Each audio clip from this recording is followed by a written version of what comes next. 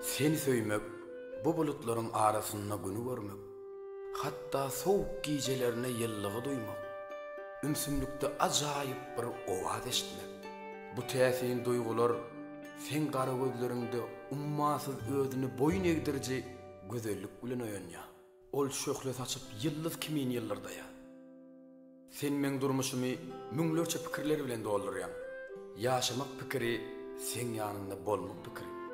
Söymek we söýülmek, döretmek, düşünmek pikirlerini sen men üçin täsin bir dünýä açyp berdin. Her gün şol dünýäde sen bilen bolmak men üçin uly bagat. Goý bu zatlar ömür waqy bolsun. Beýledingmi? Hawa ýok, häzir. Belli de ýoksam ýadyndan çykar. Sağ ol. Men sumkaňy alyp git. Uy,